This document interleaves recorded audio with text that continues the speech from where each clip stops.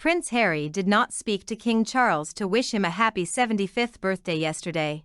Exclusive. Prince Harry did not speak to his father King Charles to wish him a happy 75th birthday yesterday, despite the Duke briefing that he had planned to make the transatlantic call, the Daily Express understands. Prince Harry may have had every intention of phoning King Charles to wish him a happy 75th birthday, but it appears that a busy diary, and perhaps a monarch harboring a grudge, got in the way. A well-placed source reveals that the story that Harry was going to make the call to the palace originally came from people linked to the Sussex camp in an attempt to mop up the fallout from not being invited to the King's 75th birthday celebrations. But sources reveal that no such call took place yesterday, as Harry neglected to arrange a time that fitted with the King's very busy schedule, which included 2 royal engagements and a private birthday party. News of a phone call came as a surprise. "Let's just say that," the source said.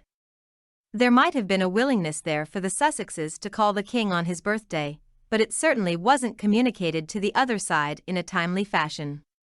Sources said there was no possible moment for the alleged call to take place. "The King certainly didn't take the call during the day while he was busy working," the source said. "The evening was spent with his family and friends, and he didn't have a private moment all evening." Separate sources went further and said the King was aware Harry was ringing, but he refused to pick up the phone. "There was no call. Every time Harry calls his father, Charles waves the phone away," they said. "He does not want to hear from him until he apologizes." Buckingham Palace declined to comment. The King spent his birthday helping to launch a project to help people face food poverty, followed by a Buckingham Palace reception for nurses and midwives as the NHS is turning 75 in the same year.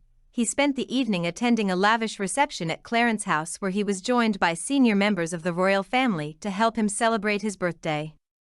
It's not the first time that Harry has been struck down by the palace due to not giving aides enough notice. In September, the Duke was refused a stay at Windsor Castle when he returned for the Well Child Awards and to mark the first anniversary of the late Queen's passing, with aides telling him the absence of formal notice and tight schedules made the desired arrangement unfeasible. Earlier in the year, when the Duke returned for court appearances, he didn't meet up with his father and was simply told the King was too busy for a family reunion. Charles and Harry are understood to have had minimal contact for months. Relationships have been strained since the release of Harry's tell-all memoir Spare, published in January, and a Netflix series, which was released a month early. In both, Harry leveled a number of attacks against his family. He lashed out at his father's parenting skills and accused wicked Queen Camilla of leaking stories to the press. The Prince and Princess of Wales were also in the firing line, with William still furious at his brother and refusing to have any contact with him.